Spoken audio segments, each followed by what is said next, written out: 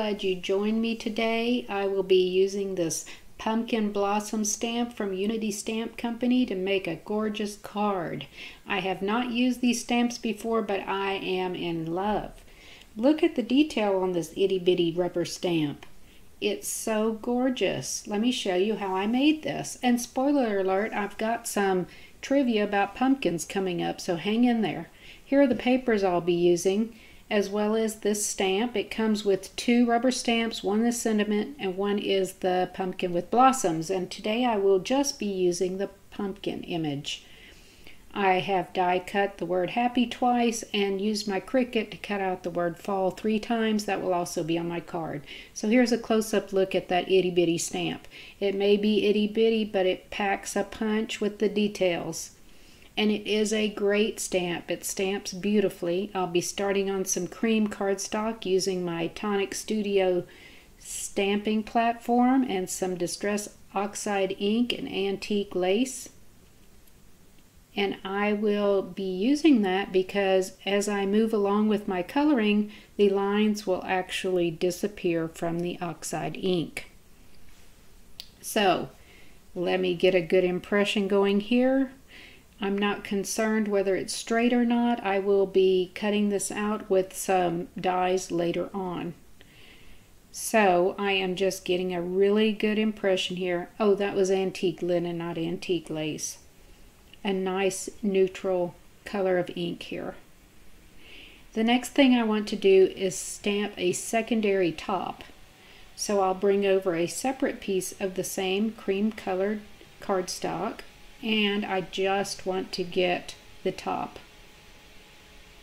And I'll tell you why I'm going to do that. I will be popping that up on foam tape later to add a little more dimension to the front of my card.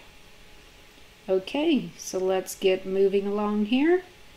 I have a plethora of water-based markers and watercolor pencils and a water brush, and that's what I will be using to color in this image. Now it is good to have markers that have both a wider end here for coloring in and also a fine point nib on the back side. And you can see how small those blossoms are, so the finer point nib is really wonderful for working on a small image like this, small and detailed image. So you can see I'm just flicking on the basic color here, and I am purposefully keeping the middle kind of light because all pumpkins are rounded. Some of them are a little lopsided. It does not matter. You want to keep that illusion of a rounded gourd. So that is why I'm keeping the center a lot lighter than the edges. Okay, I'm coloring my secondary image. Now, why did I color the top on the first image if I'm going to cover it up? Well, I'll tell you why. I'm going to pop the secondary top up on foam tape, and you may be able to see a little bit of the edges of the top that is in my primary image here. So I just took the time to give it a little color as well, just in case you can see it from the side. But of course I'm not being as careful with this primary top as I am with my secondary top. So here I came in with a little bit of an orangey shade, and I'll go back and blend those together with my first yellow color that I laid down the base with. Again, trying to keep the center lighter to give this the illusion of a rounded pumpkin. Now the third color I'll be introducing is quite a bit darker. It's kind of a reddish orange, but I love it just because it adds a lot of depth to this pumpkin. And when you come back and blend with both your light and your medium color, it does justice to the details of this beautiful pumpkin image. Okay, now as I did in my spoiler alert, let me tell you a little bit of history I found out about why we decorate with pumpkins. I mean, this is so interesting, and you guys know I love my trivia. So actually, pumpkins are a member of the gourd family, which includes cucumbers, honeydew melons, cantaloupe, watermelons, and zucchinis. And I don't know if you know, but I have planted pumpkins before, and they come from seeds. You know, you can buy pumpkin seeds and eat them. Well, that's exactly how you plant them. and they take quite a long time to grow, up to 100 days, so you have to plant them in May or early June in order to have pumpkins by October. So we think that the Native Americans are the ones that introduced us to pumpkins here in America. And they were actually, the plants are native to Central America and Mexico, but they now grow on 6 continents, every continent except Antarctica. What does grow there? I don't know. But anyway, the Indians actually grew pumpkins for thousands of years, even before they started cultivating beans and corn. So thank you for bringing that over. We love our pumpkins. Actually, jack-o'-lanterns started, the history of that is that they started in Ireland, and they originally carved potatoes and turnips, and thought that by carving those and putting a light in them, they would keep evil spirits away from their homes. So that's how the origination of putting jack-o'-lanterns on our porch began in Ireland. But I sure am glad we've moved up from turnips and potatoes to pumpkins. They're just so beautiful and lend so much color to our fall decorations. So I thought all of that was pretty interesting. It says that Illinois is actually the state that produces the most abundance of pumpkins. So thank you for that, Illinois. And I will get back now to the coloring. I just wanted to share some of that history because I thought it was so interesting. Oh, you can see I'm going in and deepening and darkening some of the colors here in my blossoms because I wanted to capture all of those beautiful fall colors that surface around this time of year. So because some of my leaves got lost along the pumpkins, I did want the yellow leaves in there. I came back with a fine tip brown marker and added some details. Now I'm going back across some of those leaves and adding stems to my berry clusters and just making sure that I do justice to the detail that is included in this wonderful Unity stamp. Next, I bring over my white highlighter and add a little bit of highlights to my leaves, my pumpkin, my stem, some of my flowers, just bringing them up to the forefront. I like to use a leftover piece of tile and add a little shadow under my pumpkin as well as some sky in the background. Now, don't be so precise on adding your sky and your shadows. We're going to cut this out in just a second with some of those square dies.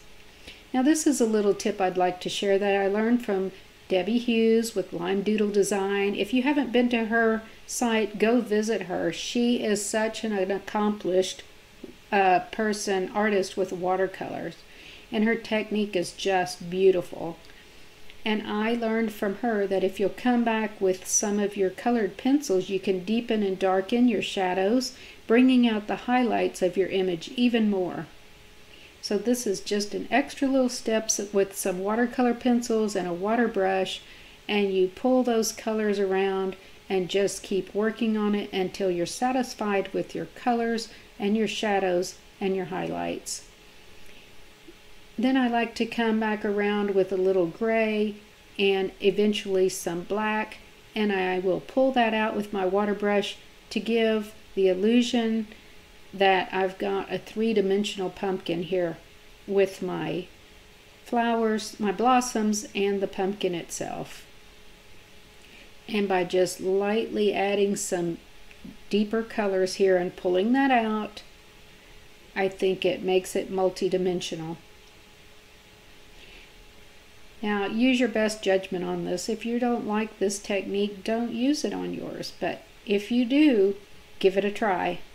Okay, I'm going to fussy cut out that secondary pumpkin top here. It will only take a few seconds, and I will get that popped up on foam tape, and you'll see that I'll be able to add that to the front of my pumpkin directly over the primary top. That is part of my all-in-one image there. And that will just add one extra layer of detail to the front of my card. It's going to go right there. And I think that's going to look fabulous. So here I'm bringing over those square dies that I told you about. And my secondary one to back this is on a copper color of cardstock. And I think it just pairs beautifully with the colors of my pumpkin. And that will go on the front of my card. So I'm going to pop up my colored image on foam tape. And then I also have a little bit of foam tape behind that secondary top. And I'll get that put over the primary top. Now you can see why I colored the one underneath it. So as I hold this up, you'll get a glimpse underneath, but now you're going to see the same oranges that I used on the pumpkin. So it just makes a very nice, neat finishing touch to do that little bit of detail. Here's a close-up look on my colored pumpkin. And I really am in love with this Unity stamp. Okay, here is a 5x7 card base and a ready-made envelope. And I'll bring over this pattern paper and get that adhered right up to that copper edging on the front of my card. Now you can see why I use the copper behind my colored image. This is going to all tie in beautifully. And I've got my 2 die cuts of Happy, one in black and one in the same colors as on my background. And I'm going to offset all of these so they look like they have a little bit of shading on them. I'll get all of my sentiment things put together here for Happy Fall, and that will go on the front of my card along with a little piece of jute ribbon. Just a scrap that I had on hand. I just like adding a natural element for things like this beautiful pumpkin card. So here is my finished card, my inside sentiment, and of course I love my lined envelopes. So I invite you to look at my other YouTube videos on easy peasy lined envelopes so you know how to make your own lined envelope for your beautiful card. There's no measurements and no special dies needed. You can put it together in just a couple of minutes. Come on over and check out those videos. I hope you enjoyed seeing this card today, that you get in the mood for fall. You learned a little bit about why we decorate with pumpkins, and I hope to see you back real soon. Please feel free to subscribe and leave me comments. Happy crafting, everyone!